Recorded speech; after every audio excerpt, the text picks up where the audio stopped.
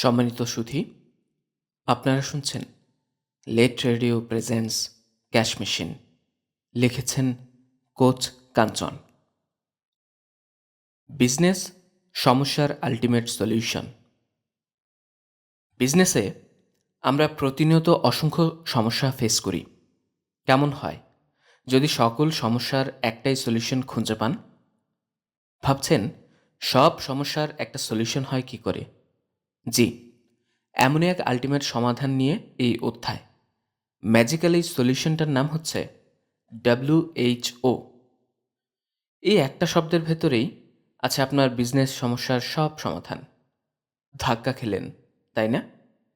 এর মানে কি? এই ওয়ার্ড তো আমরা হরহামেশাই শুনি। কি আছে এই শব্দের মাঝে লুকিয়ে? কিভাবে একটা ওয়ার্ড সব সমস্যার সলিউশন করবে? হুম, এটাই ম্যাজিক। নিচের 3টা লাইন গভীর মনোযোগে পড়ুন, তাহলেই আবিষ্কার করে ফেলবেন secret ম্যাজিকটা। Low-level entrepreneur think about what to do. Mid-level entrepreneur think about how to do.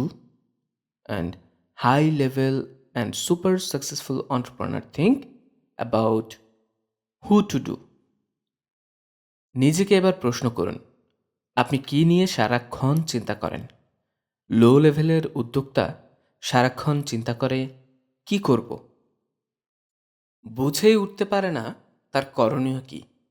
এদের চিন্তা হু নিয়ে। একটু যারা মিড লেভেল, তারা চিন্তা করেন কিভাবে করব, তারা হাউ নিয়ে ব্যস্ত। হাই লেভেল উদ্যোক্তা চিন্তা করে কাকে দিয়ে করাবো। এরা অলওয়েজ ভাবে কাজটা কমপ্লিট করার জন্য হু কে হবে। আপনি যদি রাইট হু খুঁজে বের করতে পারেন, তাহলে আপনার কি করব আর কিভাবে করব সেটা নিয়ে ভাবতে হবে না। যেমন ধরেন, আপনি জানেন না ব্র্যান্ডিং কিভাবে করতে হয়। এখন আপনার কাজ হচ্ছে ব্র্যান্ড এক্সপার্ট একজনকে নিয়োগ দেওয়া। কি করতে হবে, কিভাবে করতে হবে, সব সেই সাজাবে। আপনি জাস্ট মনিটরিং করবেন। This is the simplest solution for all of your business problem. Who বলতে এখানে একজন এক্সপার্টকে বোঝাচ্ছি, যে কাজটা আপনি পারেন না অথবা কম বুঝেন, সেই কাজটা আপনার নিয়োগকৃত সেই ব্যক্তি বা প্রতিষ্ঠান করবে। সেলস ভালো না হলে সেলসের জন্য এক্সপার্ট নিয়োগ দিন। হু প্রতিষ্ঠানও হতে পারে। যেমন আপনি ডিজিটাল মার্কেটিংয়ে এক্সপার্ট না হলে তখন এজেন্সি হায়ার করবেন, তারা আপনার হয়ে সব করে দেবে। As simple as that. বড় উদ্যোক্তারা জানে নিজে সব কিছুতে মাতব্বরি করে লাভ নাই, যে ভুল আমি করেছি। বাংলাদেশের লাখো উদ্যোক্তা প্রতিনিয়ত এই ভুল করছে। কি করব, কিভাবে করব, এই চিন্তায় সবাই মুশকুল। আমরা যারা এদেশের উদ্যোক্তা নিজেদেরকে সব জানতা মনে করি, নিজেই সব করতে চাই। Marketing strategy, brand develop, business plan সাজানো, সেলস, সব যেন সে একাই বুঝি। নিজের কমন সেন্স দিয়ে বিজনেস চালাতে গিয়ে লস করে সেন্স ফেরত আসে। আপনার সব বিজনেস সমস্যার একটাই সমাধান, রাইট হু খুঁজে বের করা। যে যেই কাজে এক্সপার্ট তাকে দিয়েই সেটা করাতে হবে। এবার বিশ্বসেরা কোম্পানিগুলোর দিকে তাকান। তাদের রয়েছে বিশ্বমানের টিম। জাকারবার্গ সব একলা করলে ফেসবুক এত বড় হতো? ইলন মাস্কের কোম্পানিতে তার চেয়েও এক্সপার্ট লোক আছে বলেই সে এত বড় বড় উদ্যোগ বাস্তবায়ন করতে পারছে। অনেকেই জানেন আমার নিজের একটা মার্কেটিং ও ব্র্যান্ড ডেভেলপমেন্ট এজেন্সি আছে, গেরিলা ডিজিটাল নামে, যেখানে আমরা বিজনেস সমস্যার 360 ডিগ্রি সলিউশন দিয়ে থাকি। একদিন এক অনলাইন রেস্টুরেন্ট ওনার আমার এখানে আসলেন ডিজিটাল মার্কেটিং সার্ভিস নেওয়ার জন্য। সে একটা ফুড ব্র্যান্ড বানাতে চায়। জানালো ফেসবুকে অনেক অ্যাড দিচ্ছেন, কিন্তু সে অনুযায়ী সেলস হচ্ছে না। আমি তার পেজটা একটু ঘাটাঘাটি করলাম, দেখলাম লোগোসহ কন্টেন্ট ও কপির যা তা অবস্থা। আমি জিজ্ঞেস করলাম, পেজের কন্টেন্ট এবং কপি কে লেখে? সে বলল নিজেই লেখেন। লোগো সে নিজেই বানিয়েছেন। ব্র্যান্ড প্ল্যান আছে কিনা জানতে চাইলে অবাক হলো। বলল, এটার দরকার কি? ব্র্যান্ডের আর্কিটাইপ কি জানতে চাইলে বুঝতে পারল না, অথচ ব্র্যান্ড বানাতে চায়। আমি বললাম, আপনি কি brand, content copywriting, marketing campaign চালাতে এক্সপার্ট? সে জানালো, না। তাহলে এগুলো আপনি করছেন যে? এগুলোতে নিজেই করা যায়, কয়েকটা পেজ ঘেটে পোস্ট বানিয়ে আপ করে দেই। আমি তখন জানতে চাইলাম, আপনার রেস্টুরেন্টের খাবার কে বানায়? সে জানালো, বাবুর্চি রাখা আছে। আমি বললাম, আপনি খাবার বানান না কেন?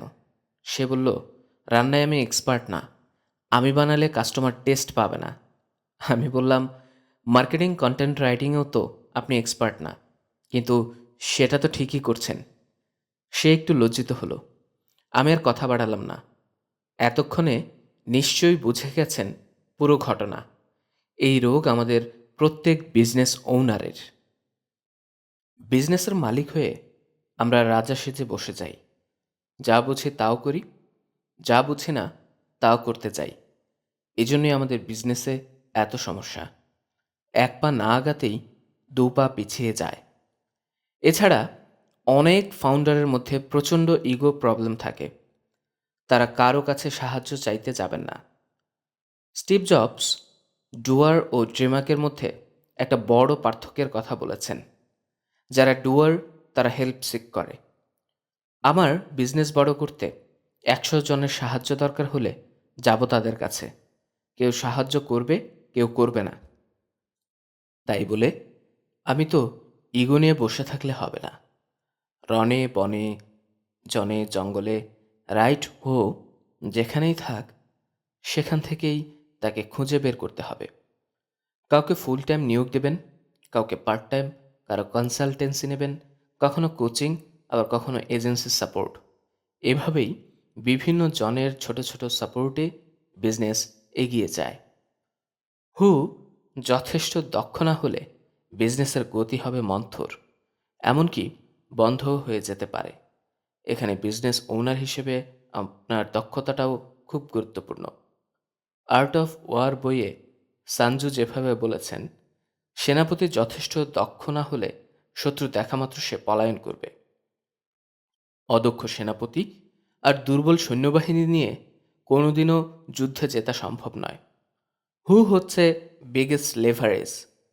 মিনিমাম এফোর্টে ম্যাক্সিমাম আউটপুট বের করাকেই লেভারেজ বলে। ধরেন 5 জন ব্যক্তি একটা প্রতিযোগিতায় অংশগ্রহণ করলো। ডিসিশন হলো, যে আগে কক্সবাজার পৌঁছাতে পারবে সে 1 কোটি টাকা পাবে। কে কিভাবে যাবে সেই চয়েস নিজেদের। প্রথম জন খুব ভোরবেলা উঠে সবার আগে হেঁটে রওনা হলো। দ্বিতীয় জন সাইকেল নিয়ে বের হলো। তৃতীয় জনের ছিল বাইক, সে তা নিয়েই যাত্রা করল। চতুর্থ জন গাড়ি নিয়ে গন্তব্যের পথে অগ্রসর হলো। পঞ্চম জন অনলাইনে একটা টিকিট কেটে বিমানে উড্ডয়ন করল। এবার বলুন তো, কে সবার আগে গন্তব্যে পৌঁছাবে? যে বিমানে রওনা দিয়েছে সে বিজয়ী হবে এবং 1 কোটি টাকার পুরস্কার জিতে নেবে। ঠিক এই জিনিসটাই হয় আমাদের বিজনেসেও। এখানে প্রথমজন সবচেয়ে বেশি পরিশ্রম করলো, কিন্তু গিয়ে পৌঁছাবে সবার শেষে। এমনকি মাঝপথে অসুস্থ হয়ে সে ফেরতও চলে আসতে পারে। নিজের স্কিলে ঘাটতি থাকলে ও দুর্বল কর্মীদের ঘাড়ে চড়ে বিজনেসে এগিয়ে যেতে চাইলে অনেক সময় লাগবে সফলতার মুখ দেখতে। হু ব্যাপারটা ঠিক যানবাহনের মতোই। আপনি যেরকম যানবাহনে চড়বেন আপনার গতি হবে ওরকমই। যেমন কর্মী বাহিনী দিয়ে আপনি বিজনেস চালাবেন, বিজনেসের গতি হবে তেমনই।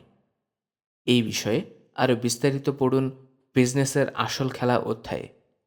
বিজনেসে magic equation, skilled you plus right who is equal to massive business success. নিজের ব্রেনকে ট্রেন করুন এবং রাইট হো এক্সপার্ট দিয়ে বিজনেস পরিচালনা করুন। কারণ বিজনেস টাকার জোরে নয়, ব্রেইনের জোরে বড় হয়।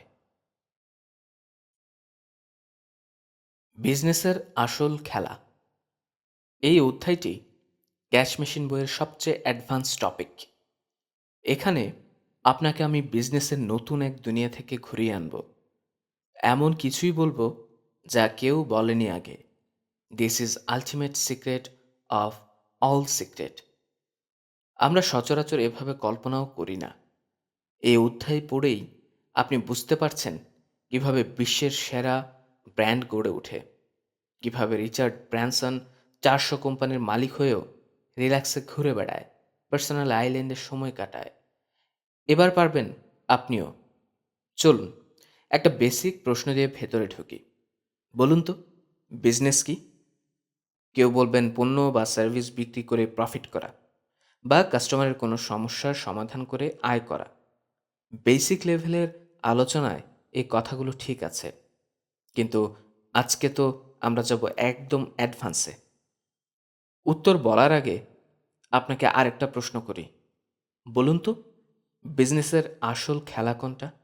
Production, customer service, operations, marketing, finance? আমার আগের বই বিজনেস ব্লুপ্রিন্ট যারা পড়েছেন তারা মনে মনে ভাবছেন আমি হয়তো মার্কেটিংয়ের কথা বলবো, কারণ ওই বইয়ে আমি মার্কেটিংকেই টপ প্রায়োরিটি দিয়েছি। ইভেন আমার বিভিন্ন কোর্সেও মার্কেটিং নিয়েই বেশি আলোচনা করি।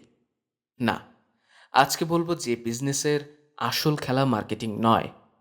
এমনকি বিজনেসের আসল খেলা উপরের তালিকার একটাও না।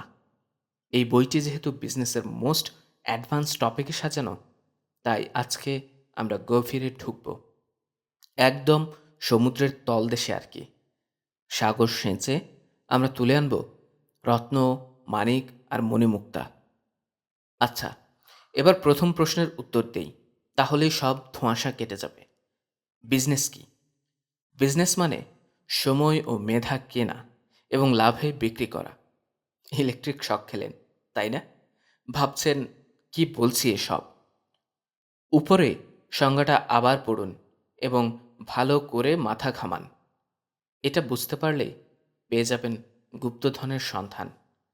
এবার আরও একটা প্রশ্ন করি, ভয় নেই। এবার খুব সহজ প্রশ্ন। একজন উদ্যোক্তা এবং এমপ্লয়ির মধ্যে পার্থক্য কি? নিশ্চয়ই গদবাঁধা কতগুলো উত্তর মাথায় ঘুরছে। উদ্যোক্তা স্বাধীন, চাকরিজীবী পরাধীন, ইনকাম বেশি বা কম। যেসব উত্তর আপনার মাথায় ঘুরছে তার একটাও না।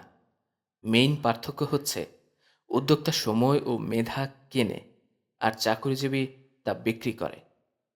Employee sell time and talents, entrepreneurs buy time and talents. Coach Kanchan. বিজনেসের মেইন খেলাটা আসলে এখানেই। entrepreneurs buy employees' time and talents and make a profit around it. হিসাবটা মিলিয়ে নেই। ধরলাম পদ্মা গ্রুপে 60,000 এমপ্লয়ি। এদের পেছনে খরচ হয় মাসিক 200 কোটি টাকা। হাইপোথেটিক্যাল। এই টাকা দিয়ে পদ্মা কোম্পানি 60,000 লোকের সময় ও মেধাকে কিনছে। এই ট্যালেন্টেড পিপলরাই পুরো কোম্পানির সব কিছু চালাচ্ছে। এই মেধাকে ও সময়কে ব্যবহার করে কোম্পানি 1,500 কোটি টাকা আয় করল।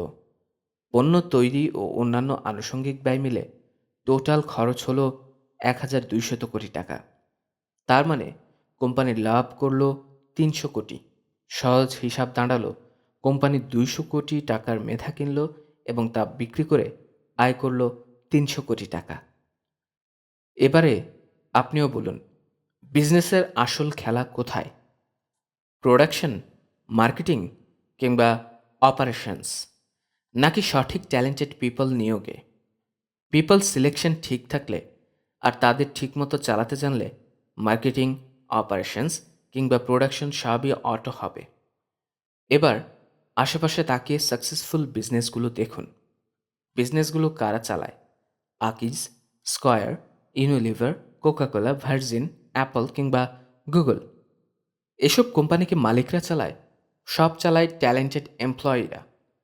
মালিকরা একটা চাবি মাইরা দিছে ছাইরা, চলিতেছে জনম ভৈরা।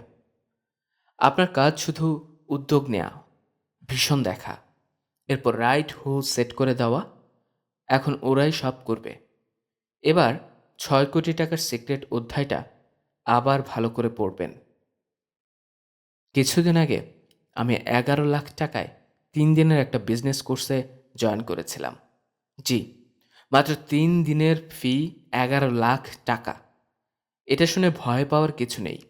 আমি রিসেন্টলি একটা বিজনেস মাস্টারমাইন্ড গ্রুপে জয়েন করেছি 36 লাখ টাকায়।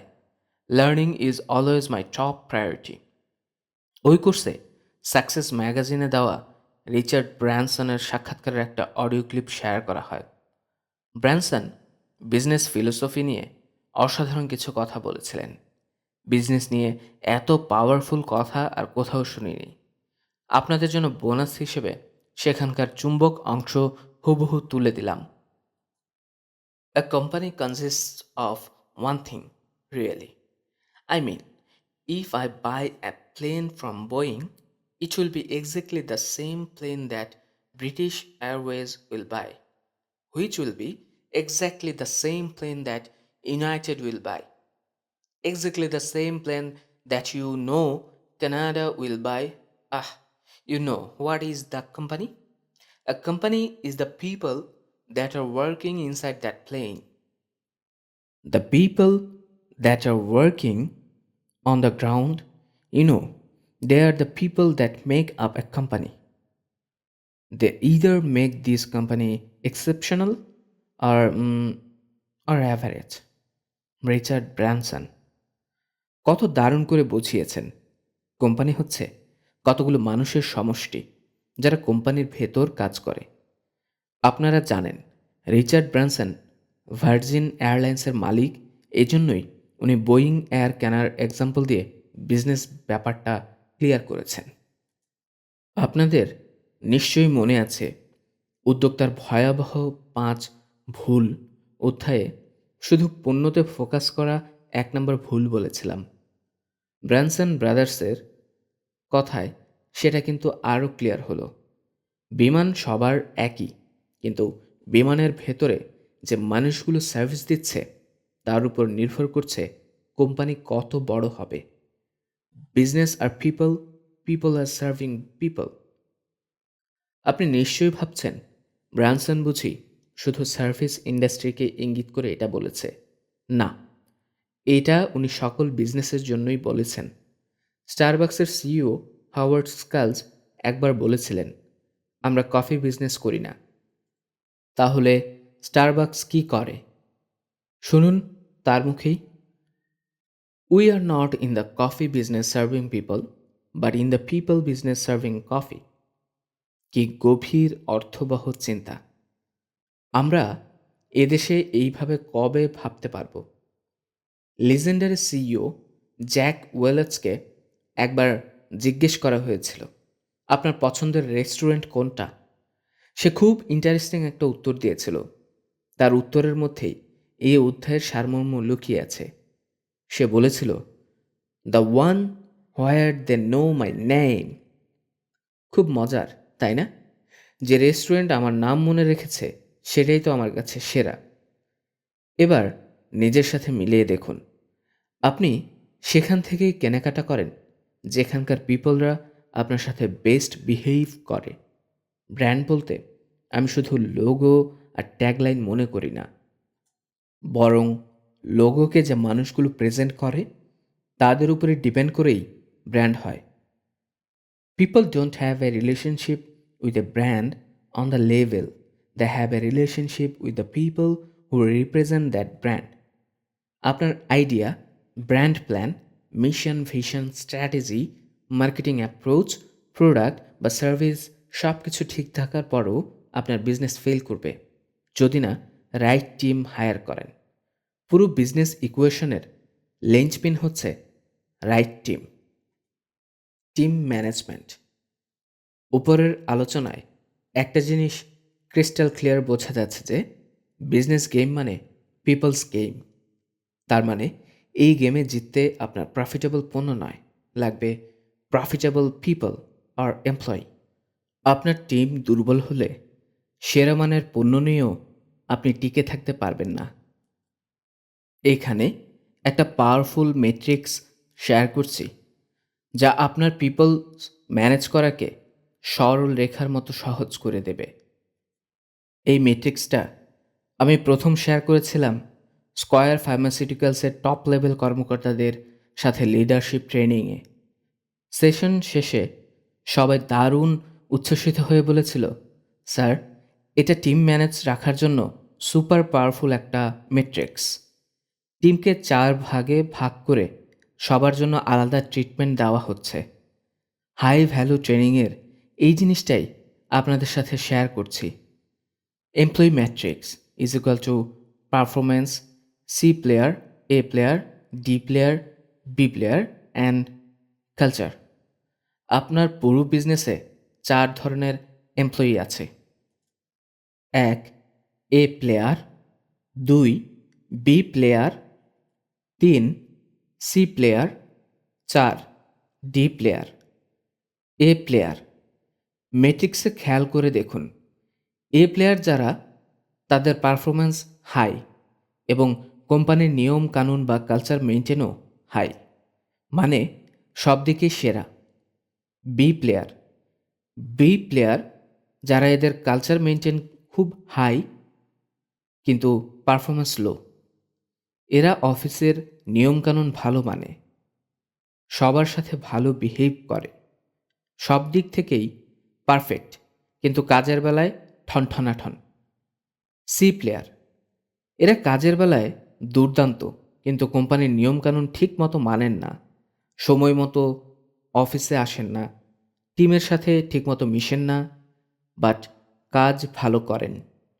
ডি প্লেয়ার, এটা হচ্ছে ফাঁকিবাজ ক্যাটাগরি। না তারা ভালো কাজ করেন, না নিয়ম নীতি বা কালচার মেনটেন করেন। 4 ক্যাটাগরির কাকে কি করবেন, আপনার কাজ কি? 1 এই প্লেয়ারদেরকে ফ্রিডম দিন, তাদের মতো কাজ করার সুযোগ করুক, শুধু কেয়ারটা ঠিক রাখবেন। 2 বি প্লেয়াররা কোম্পানির ভালো চায় কিন্তু স্কিলে অনেক ঘাটতি, এদের স্কিল ডেভেলপ করার উদ্যোগ নিন। সে যে কাজ করে ওই কাজ রিলেটেড কোর্স বা বই পুস্তক পড়তে উদ্বুদ্ধ করুন।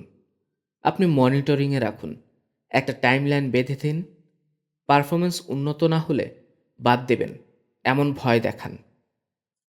3 সি প্লেয়ারদের দরকার কোচিং, পার্সোনালি সময় দিন, তাদের সাথে সব কিছু ডিসকাস করুন, ফ্রেন্ডলি অ্যান্ড ফার্মলি বোঝান কালচার ফলো না করায় কি কি কনসিকুয়েন্স হচ্ছে। 4 ডি প্লেয়ার সব এখনই ফায়ার করেন, দুর্বলদের ফায়ার করলে টপ পারফর্মাররা খুশি হবে, কোম্পানির ওভারঅল উইনিং স্ট্যান্ডার্ড বাড়বে। এভাবে পুরো টিমকে দারুণভাবে গুছিয়ে আনুন। যার সাথেই বসবেন শুধু দোষ নয়, ভালো দিকগুলো নিয়েও কথা বলবেন। গত শতাব্দী ছিল ফিডব্যাকের, এই শতাব্দী হচ্ছে ফিড ফরওয়ার্ডের। ফিডব্যাকে শুধু দোষারোপ নিয়ে কথা বলা হয়, আমরা ব্যাকে নয় ফরওয়ার্ডে যেতে চাই। তাই বেশিরভাগ কথা হবে সামনে এগিয়ে যাবার।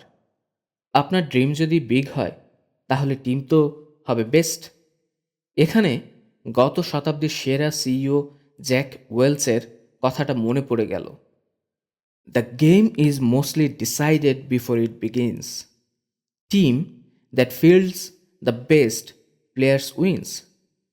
Best business have the best people.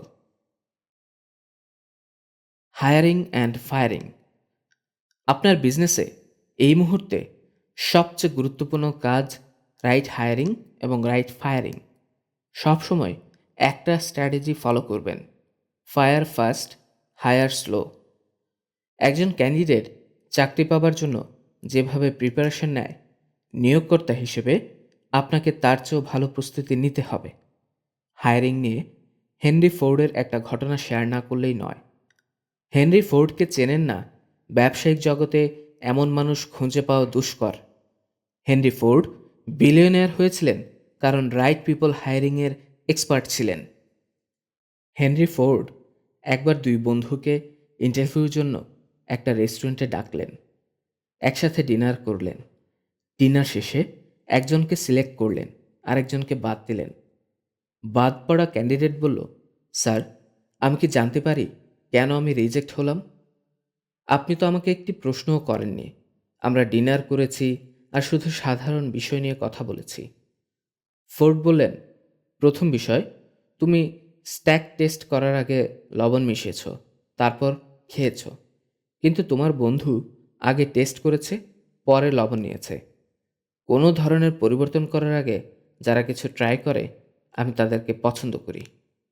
দ্বিতীয়ত, পুরো সময়টায় তুমি শুধু আমার ব্যাপারে মনোযোগী ও আন্তরিক ছিলে।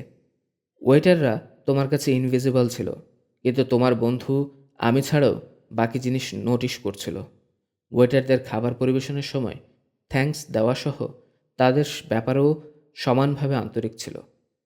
বোঝা গেল কত ইনডেপথ ভেবে হায়ার করা লাগবে। ইন্টেগ্রিটি, ইমোশনাল ইন্টেলিজেন্স ও সাবজেক্ট ম্যাটার এক্সপার্ট, এই তিনটা জিনিস খেয়াল রেখে হায়ার করবেন। সাবধান, ফ্যামিলি ও আত্মীয় স্বজন থেকে হায়ার করা থেকে বিরত থাকুন। প্রয়োজনে তাদেরকে অন্যভাবে হেল্প করুন, কিন্তু বিজনেসের দায়িত্ব দিয়ে নয়। তাহলে সম্পর্ক ও আপনার বিজনেস, অর্থাৎ আম আর ছালা, দুটোই যাবে। লিডারশিপ। লিডারশিপ হচ্ছে ডিজিটাল পৃথিবীর একমাত্র হিউম্যান সুপার পাওয়ার। যন্ত্র দিয়ে সব রিপ্লেস করা গেলেও এই একটা human quality irreplaceable. Its not just skill, it is just one remaining human super power in the digital world. Team থেকে বেস্ট পারফরম্যান্স বের করে আনার জন্য লিডারশিপের বিকল্প নাই। পিটার ড্রাকার খুব সুন্দর করে বলেছিলেন, একটি কোম্পানিতে তিনটা জিনিস স্বাভাবিকভাবেই ঘটে: ফ্রিকশন, কনফিউশন আর আন্ডার পারফরমেন্স। বাকি সব কিছুর জন্য লিডারশিপ দরকার হয়। ভালো লিডারশিপ দিয়ে আপনি যে কোনো ইন্ডাস্ট্রিতে ডমিনেট করতে পারবেন, কারণ একজন ভালো লিডারের অধীনে কোনো খারাপ বিজনেস থাকতে পারে না। There are no bad soldiers under a good general, Napoleon Bonaparte. নিজেকে বেস্ট পারফর্মার হিসেবে গড়ে তুলুন, because leader lead by example. Leader নিজের ঘাড়ে অধিক দায়িত্ব তুলে নেন। যে মনে করে আমি সব করি, সে কোনোদিনও লিডার হয়ে উঠতে পারেন না। প্রকৃত লিডার জয়ী হলে সবার অর্জন ভাবেন, আর ব্যর্থতার দায় নিজের কাঁধে তুলে নেন। 21 শতাব্দীতে লিডার হতে আপনাকে হার্ট থেকে সবাইকে চালাতে হবে, শুধু হেড দিয়ে নয়। অনলি আইকিউ থাকলেই হবে না, লাগবে ইকিউ। আলেকজান্ডার দ্য গ্রেট আরব জয়ে গিয়ে মরুভূমিতে পুরো সৈন্যবাহিনী সহ পানির সংকটে পড়েন। ওখানে তার জন্য অল্প একটু পানি খুঁজে পাওয়া গিয়েছিল, কিন্তু সে পানি তিনি পান করেননি, কারণ তখন তার 30,000 সৈন্য পানির অভাবে তৃষ্ণার্ত ছিল। এটাই leadership.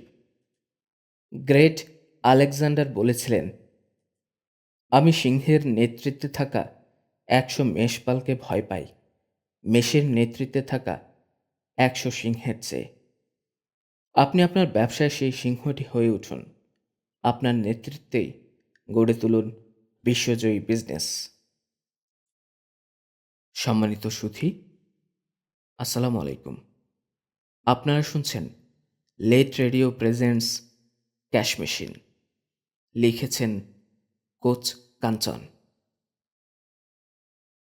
Secret of wealth creation. আচ্ছা, আমি যদি বলি সূর্য পৃথিবীর চারদিকে ঘোরে, কে কে বিশ্বাস করবেন? নিশ্চয়ই ভাবছেন, কি বলে এসব? বিশ্বাস তো দূরে থাক, আজকের দিনে এমন কথা বললে নিশ্চয়ই আমার দিকে তেড়ে আসবেন, ভাববেন পাগল হয়ে গেছি। কিন্তু 1543 সাল পর্যন্ত মানুষ এই কথাই বিশ্বাস করত। কোপার্নিকাসের থিওরি প্রকাশের আগে পর্যন্ত এটাই ছিল অমোঘ সত্য। এমনকি বই পুস্তকও এভাবেই লেখা ছিল। পরীক্ষার খাতাও লিখতে হতো সূর্য পৃথিবীর চারদিকে ঘোরে। কোপার্নিকাসের মতো আজকে আমিও এমন একটা স্টেটমেন্ট দিতে চাই ওয়েলথ ক্রিয়েশন নিয়ে। টাকা আয় করাকে আমরা ওয়েলথ ক্রিয়েশনের সেন্টার মনে করি, কিন্তু এটা সেই পৃথিবীর সৌরজগতের কেন্দ্র মনে করাই মতোই ভুল। কোপার্নিকাসের মতোই আমি কোচ কাঞ্চন জনমতের বিরুদ্ধে গিয়েই বলছি। আর নয়, ব্যয়ই হচ্ছে সম্পদশালী হওয়ার কেন্দ্র। Spending is the centre of wealth creation. অর্থ আয়ের জন্য আমরা যেই পরিমাণ মাথা ঘামাই, কষ্ট করি, ব্যয়ের ব্যাপারে ঠিক তার উল্টো। একবার ভাবুন তো, আপনি অনেক টাকা আয় করছেন আর জলে ঢালছেন, তাহলে এক জীবনেও কি আপনি ধনী বা সম্পদশালী হতে পারবেন? ব্যয় নিয়ে কোনো প্ল্যানই নাই। তাই আমাদের সম্পদ একটা তলাবিহীন ঝুড়িতে জমা হয়। আমরা আরও ব্যয়ের জন্য আরও আয় করার লুপে ঘুরতে থাকি। নেভার এন্ডিং ঘূর্ণন। যতক্ষণ না আপনি পরিকল্পনা মাফিক ব্যয় শুরু করছেন, ততক্ষণ আপনার পক্ষে সম্পদ অর্জন করা সম্ভব নয়। আমরা এমন এক পৃথিবীতে বাস করি যেখানে টাকা ধরে রাখা একটা বড় চ্যালেঞ্জ। চারদিকে এত টেস্টি সব ট্র্যাপ সাজানো। আয় করার আগেই ব্যয়ের রাস্তা রেডি হয়ে যায়। ইনকাম ঘরে আসার আগেই অগ্রিম খরচ করে বসে থাকি। এজন্য দেখবেন বড় বড় সেলিব্রিটিরা পর্যন্ত অসুস্থ হলে হাত পেতে বসে থাকে, প্রধানমন্ত্রীর তহবিল থেকে সাহায্য করা লাগে। It doesn't matter how much money you make, but what you do with that money when you make it matters. চলুন এবার দারুণ একটা ঘরের সাথে পরিচিত হই, যে ঘরের 4টি জানালাতেই লুকিয়ে আছে সম্পদশালী হওয়ার ফর্মুলা। এর নাম house of wealth. House of ওয়েলথের মধ্যে আছে IW, OW, WRL এবং IPA। 1. IW means income window. 2. OW means outgo window. 3. WRL means wealth reducing liabilities. 4. IPA income producing asset. 1. Income window বা আয়ের জানালা। এটা খুব সহজেই বুঝতে পারছেন। এই জানালা দিয়ে আপনার পরিশ্রমের সব আয় ঢোকে। আপনি সময় ও মেধা বিনিয়োগ করে যা আয় করেন, সব এই জানালা দিয়ে ঘরে আসে। 2. আউটগো উইন্ডো, ব্যয়ের জানালা। এটা হচ্ছে আপনার প্রয়োজনীয় ব্যয়ের জানালা, আপনার মৌলিক চাহিদা মেটানোর ব্যয়। জীবন চালাতে এসব খরচ আপনার করতেই হবে। এই জানালা দিয়ে ঘরে আসা অনেক টাকা চলে যায়। বেশিরভাগ মানুষ মনে করে primary purpose of money is paying bills. এজন্য তার যা আয় করে সে আউটগো উইন্ডো দিয়ে চলে যায়। কিছু তারা বাঁচিয়ে রাখতে পারে না বা সেভ করে না। 3. ওয়েলথ রিডিউসিং লায়াবিলিটিস, সম্পদ হ্রাসকারী দায়। এই জানালাটা আমাদের লাইফের জন্য খুব গুরুত্বপূর্ণ। এটা না বোঝার কারণেই আর্থিক সমৃদ্ধির লাগাম পাই না। এই জানালা দিয়ে আমরা সেসব ব্যয় করি যা প্রয়োজন নয়, বরং বিলাসিতা বা শো অফের জন্য। মিডল ক্লাস পিপলের জন্য সবচেয়ে বড় ফাঁদ এই জানালাটা। Middle class is trying to look like rich before the get rich. Status নামের একটা ট্র্যাপে আমরা এই ব্যয় করি, যাকে আমরা লাক্সারি ট্র্যাপ বলতে পারি। ঋণ নিয়ে গাড়ি কিনি, জমি বিক্রি করে বিশাল বিয়ের অনুষ্ঠান করি, লোন করে ঘুরতে যাই। আমরা যতটুকু সম্পদের মালিক তার চেয়ে বেশি যখন বোঝাতে চেষ্টা করি, তখনই টাকার উপর চাপ পড়ে। আমরা ভেতরগত স্ট্রেসে থাকি, পারিবারিক শান্তি নষ্ট হয়, সংসার ভাঙে, ইভেন আত্মহত্যার ঘটনাও প্রচুর ঘটে। আমরা এমন সব লায়াবিলিটির পেছনে টাকা ব্যয় করি যা আমাদের অ্যাসেটকে রিডিউস করে। মানুষকে দেখানোর জন্য একটা গাড়ি কিনলেন, এই গাড়ির পেছনে প্রতিদিন টাকা খরচ করতে গিয়ে আর কোনো অ্যাসেট কিনতে পারলেন না। এই বিষয়ে অস্কারজয়ী অভিনেতা উইল স্মিথ অসম্ভব শক্তিশালী একটা কথা বলেছেন। Too many people spend money they haven't earned to buy things they don't want to impress people they don't like. 4. Income producing asset. আয় বাড়ানোর অ্যাসেট। এই জানালা দিয়ে মূলত ক্যাপিটাল বা অ্যাসেট থেকে আসা ইনকাম ঢোকে। এটাই মূলত ধনীদের জানালা।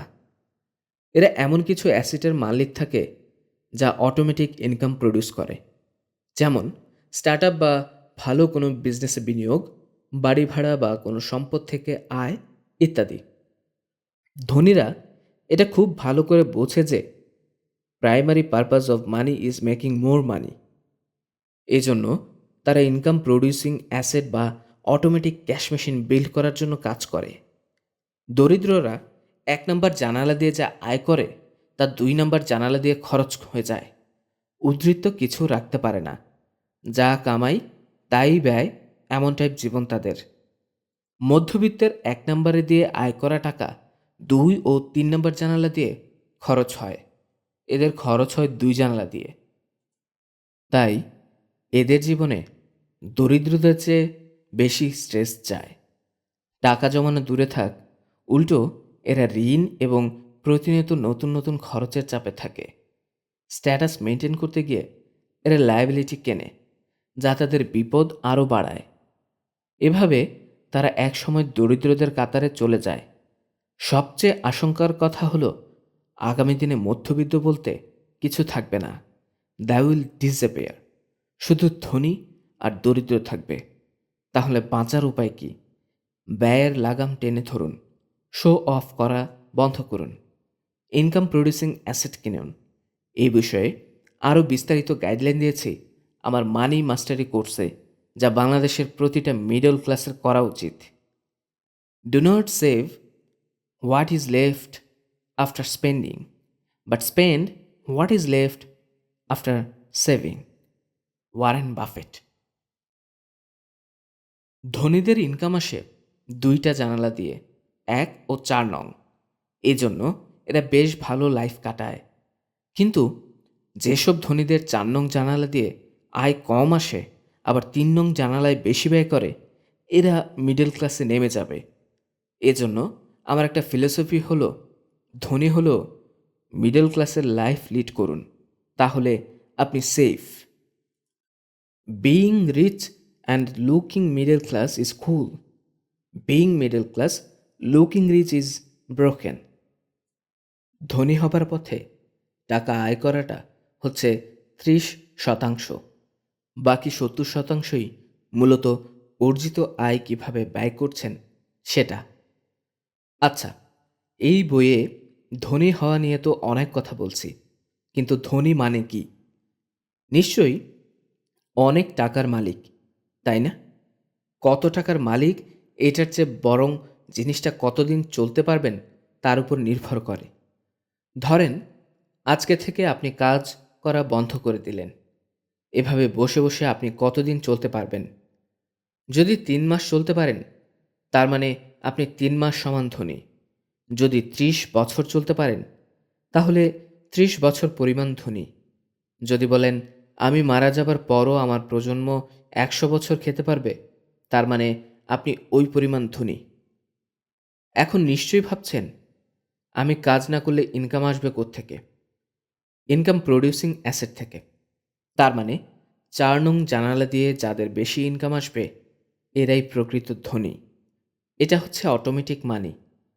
আপনার ইনকাম প্রডিউসিং অ্যাসেট থেকে আসা অটোমেটিক মানি যেদিন আপনার মাসিক খরচের চেয়ে বেশি হবে, সেদিনই আপনি ধনী। সেদিন থেকে আপনাকে টাকার জন্য কাজ করতে হবে না। টাকা অটো আপনার পেছনে দৌড়াবে। আপনি কাজ করবেন শুধু মানুষের জন্য, বডি অ্যাক্টিভ রাখার জন্য, শরীর সুস্থ রাখার জন্য। এটাই rich life. So build your automatic cash machine. কতদিন আগে খুব ভাইরাল টপিক ছিল সন্তানকে কি শেখাবেন তা নিয়ে।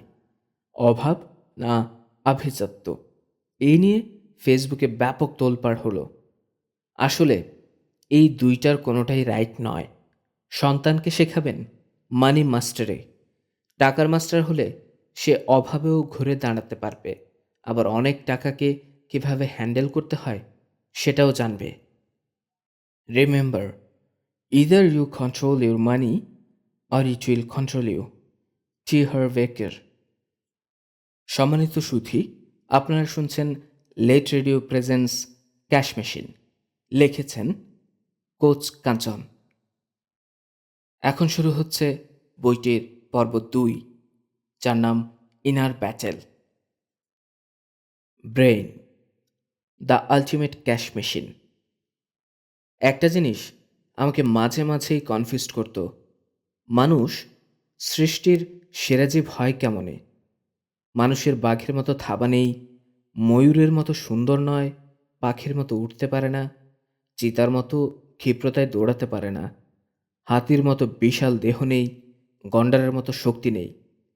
তাহলে কি এমন আছে যার কারণে মানুষ সেরাদের সেরা? কি শক্তি আছে যার বলে পৃথিবীর সব প্রাণীকে মানুষ বশে আনতে পারে?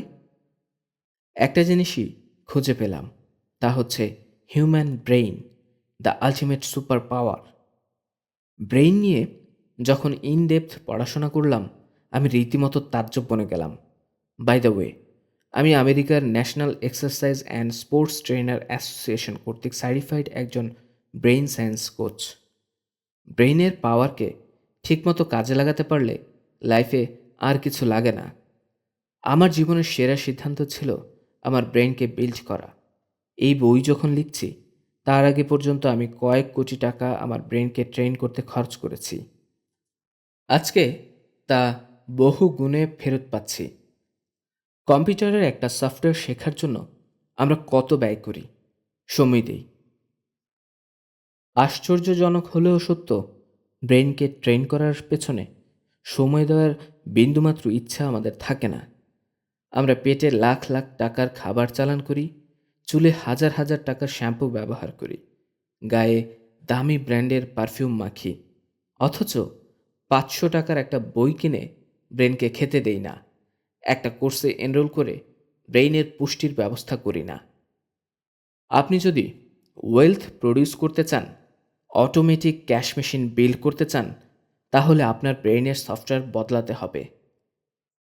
অ্যাপ আপডেট করার মতো ব্রেইন আপগ্রেড করতে হবে। ব্রেইনের অপারেটিং সিস্টেম বদলালে আপনার লাইফটা বদলে যাবে। কারণ আমরা তাকাই চোখ দিয়ে, দেখি কিন্তু ব্রেইন দিয়ে। তেমনি আমরা কান পাতি, শুনি কিন্তু ব্রেইন দিয়ে।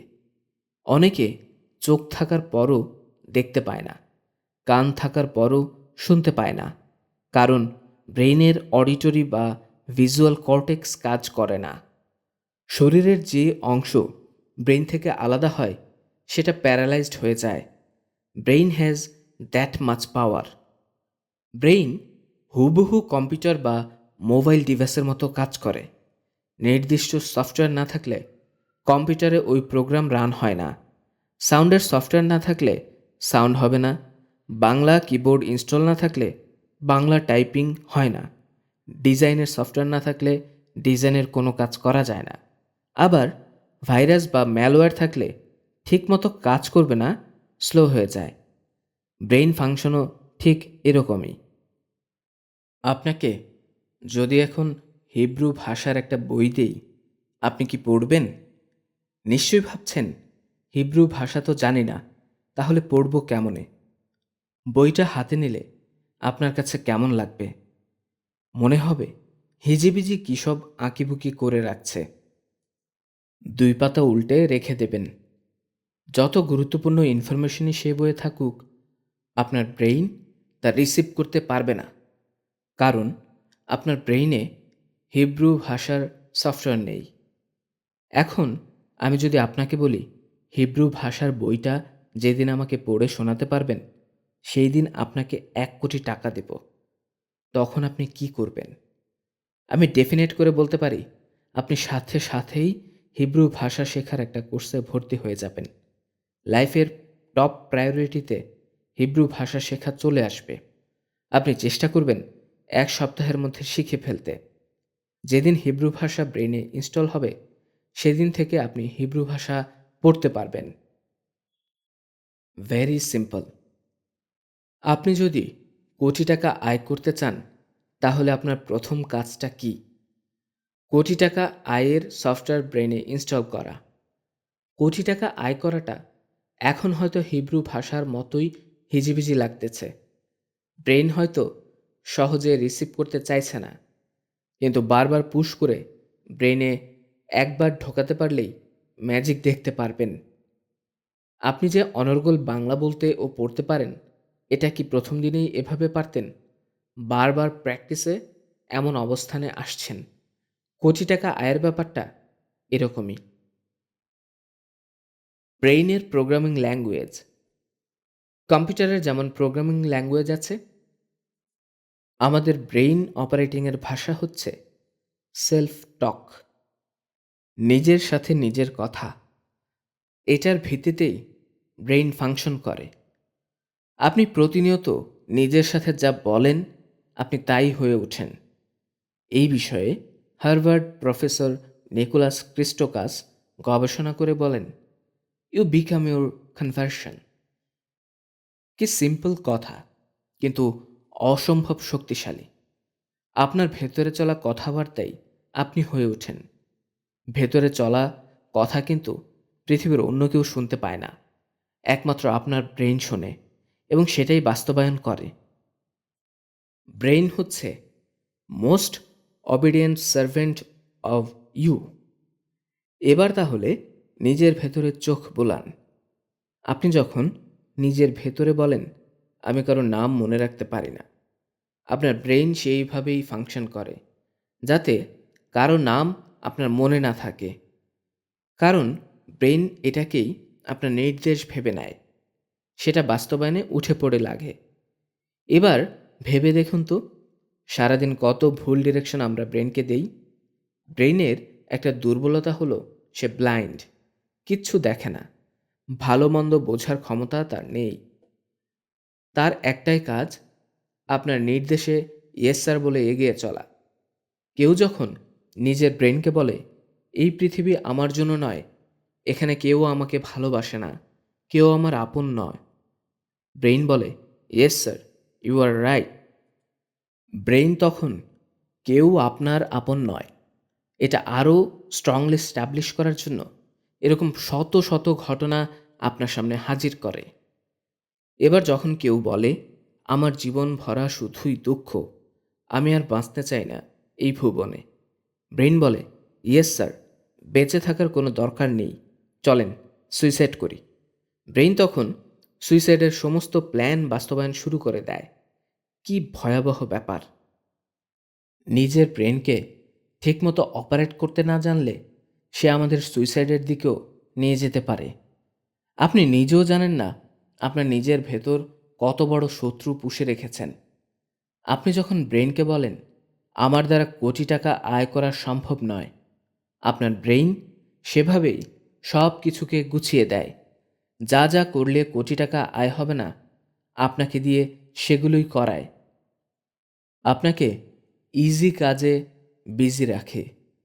আবার যখনই বলবেন কোটি টাকা আয় করা ইজি, তখন ব্রেইন আপনার জন্য একটার পর একটা আইডিয়া খুঁজে দেবে কোটি টাকা আয়ের। আপনি তখন সহজেই কোটি টাকা আয়ের রাস্তা খুঁজে পাবেন। আপনি আপনার ব্রেইনের ভেতর চলা কথোপকথনের পুতুল মাত্র। এজন্যই জর্ডান পিটারসন বলেছেন, ইউ আর পাপার অফ ইউর ওন থটস। কোটি টাকার ইনকামের পথে আপনার সবচেয়ে বড় শক্তি যেমন আপনার ব্রেইন, আবার একই সাথে বড় বাধাও আপনার ব্রেইন। ব্রেইন আপনাকে আটকে রাখে, কারণ ব্রেইন অলস। আপনি কোটি টাকার ড্রাইভ দিলে ব্রেইনকে প্রচুর কাজ করতে হবে। পেঁপড়াকে দাগ টেনে দিলে সে দাগের ভেতর খেলতে থাকে, মনে করে এটাই তার সীমানা, এর বাইরে যায় না, সে প্রেজেন্ট হয়ে যায়। সমাজ, শিক্ষা ব্যবস্থা ও পারিপার্শ্বিক অবস্থা আমাদেরকেও পেঁপড়ার মতো একটা দাগ টেনে দেয়। কোনোরকম জীবন কাটাও, এমন বাউন্ডারি সেট করে দেয়, আমরা এটা হতে বের হতে পারি না।